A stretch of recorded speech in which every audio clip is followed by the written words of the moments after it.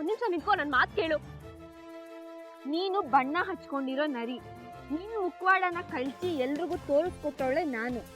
ಅಂಥದ್ರಲ್ಲಿ ನಿನ್ ಮಾತನ್ನ ನಾನು ನಂಬ್ತೀನಿ ಅಂತ ನೀನ್ ಹೇಗೆ ಅನ್ಕೊಂಡೆ? ನೋಡು, ಹೀಗೆ ಹುಚ್ಚುಚ್ಚಾಗಿ ಆಡ್ತಿದ್ರೆ ಪಪ್ಪನ್ ಫೋನ್ ಮಾಡಿ ಹೇಳ್ಬೇಕಾಗುತ್ತೆ. ಪಪ್ಪ ಬಂದ್ಮೇಲೆ ನಿನ್ ಕತೆ ಏನಾಗುತ್ತೆ ಅಂತ ನಿನಗೆ ಗೊತ್ತು ತಾನೆ? ನಿಮ್ ಪಪ್ಪನ್ ಹೇಳಿದ್ರೆ ಅವನೇನೆ ಮಾಡ್ತಾನೆ ನಿನ್ನ. ಕಳ್ಳಿ ಕಳ್ಳಿ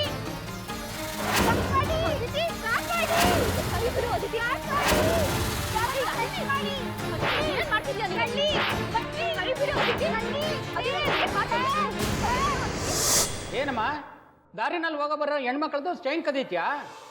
ಎಷ್ಟು ದಿನದಿಂದ ಮಾಡ್ತಾ ಇದ್ಯಾ ಈ ಕೆಲಸ? ಇಲ್ಲ ಸರ್, ನಾನು ಕಳ್ಳಿ ಅಲ್ಲ, ನಾನು ಯಾವ ಕಳ್ತನೂ ಮಾಡಿಲ್ಲ. ಇವಳು ಕಳ್ತನ ಮಾಡಕ್ ಬಂದಿದ್ಲು ಅಂತ ಯಾರಾದ್ರೂ ಕಂಪ್ಲೇಂಟ್ ಕೊಡಕ್ ಬಂದಿದ್ರನ್ರಿ?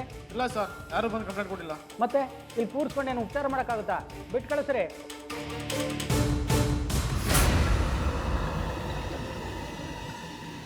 ರೀ, ಮೊನ್ನೆ ಆ ಪಾರ್ಕ್ ಹತ್ರ ಒಂದು ಚೈನ್ ಕಳ್ತನ ಆಯ್ತು ಅಂತ ಹೇಳಿದ್ರಲ್ಲ, ಅವಳು ಸಿಕ್ಕಿದ್ಲೇನ್ರಿ?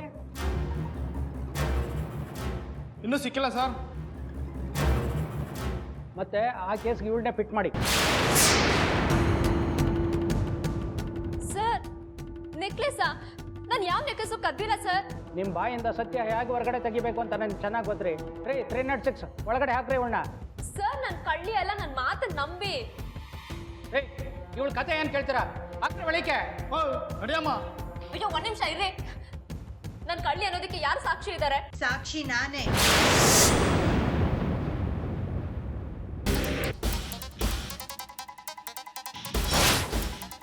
ಇವರೇ ಅಂದ್ರೆ ಕಳ್ತನ ಮಾಡಕ್ ಬಂದಿದ್ದು? ಹೌದು ಸರ್, ಇವಳೆ. ನೀವೊಂದು ಕಂಪ್ಲೇಂಟ್ ಬರ್ಕೊಡಿ, ನಾನು ವಿಚಾರಿಸ್ತೀನಿ. ತಪ್ಪು ಮಾಡಿದವ್ರಿಗೆ ಶಿಕ್ಷೆ ಆಗಲೇಬೇಕು ಸರ್. ನಾವು ಕಂಪ್ಲೇಂಟ್ ಕೊಡ್ತೀವಿ. ರೀ, 306 ಹಾಕ್ರಿ ಇವಳನ್ನ ಒಳಿಕೆ. ಲಕ್ಷ್ಮಿ, ಬೇಡ ಲಕ್ಷ್ಮಿ. ಅದಿತಿ, ನೀನಾದ್ರೂ ಬೇಡ ಅಂತ ಹೇಳು ಪ್ಲೀಸ್. ಅದಿತಿ, ಲಕ್ಷ್ಮಿ. ರೀ, ಕರ್ಕೊಂಡೋಗ್ರಿ. ಅದಿತಿ, ಹೇಳು ಅದಿತಿ, ನೀನಾದ್ರೂ.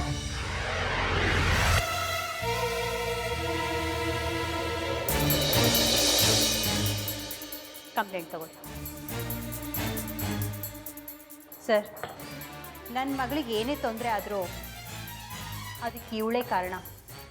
ಅದನ್ನು ನಾನು ವಿಚಾರ ಮಾಡಿರ್ತೀನಿ. ನೀವು ಹೇಳಿ ಕಳಿಸಿದಾಗ ಬರಬೇಕಷ್ಟೇ. ಸರಿ ಸರ್. ಅದಕ್ಕೆ ನೀನು ಸ್ವಲ್ಪ ಹೊರಗಡೆ ಇರು ಸರ್. ಒಂದು 5 ನಿಮಿಷ ಮಾತಾಡ್ಬೋದಾ? ಆಯಿತು, ಮಾತಾಡಿ ಅಮ್ಮ. ರೀ, 306 ನೋಡ್ತಾ ಇರ್ರಿ ಸ್ವಲ್ಪ. ಸರಿ ಸರ್.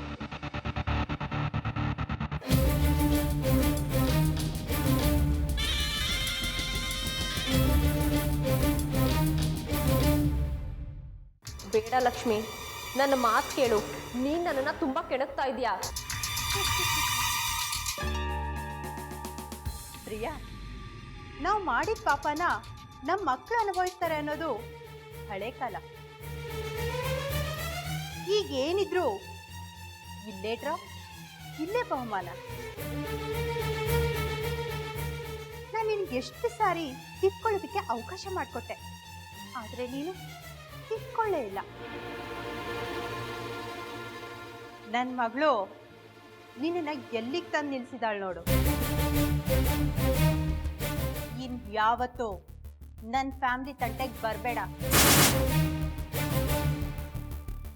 ಬಂದ್ರೆ ಈ ಪೊಲೀಸ್ ಸ್ಟೇಷನ್ನೇ ನಿನ್ ಮನೆ ಮಾಡ್ಬಿಡ್ತೀನಿ. ಏಯ್, ಇವತ್ತು ನಾಳೆನ ಸಾಯೋ ನೀನು ನನಗೆ ಚಾಲೆಂಜ್ ಮಾಡ್ತಾ ಇದೀಯಾ? ಹೋಗು, ಮೊದ್ಲೋಗಿ ನಿನ್ ಜೀವ ಉಳಿಸ್ಕೊ. ಪ್ರಿಯಾ, ಎಷ್ಟು ದಿನದಿಂದ ಒಂದೇ ಡೈಲಾಗ್ ಹೊಡಿತಾ ಇದೀಯಾ?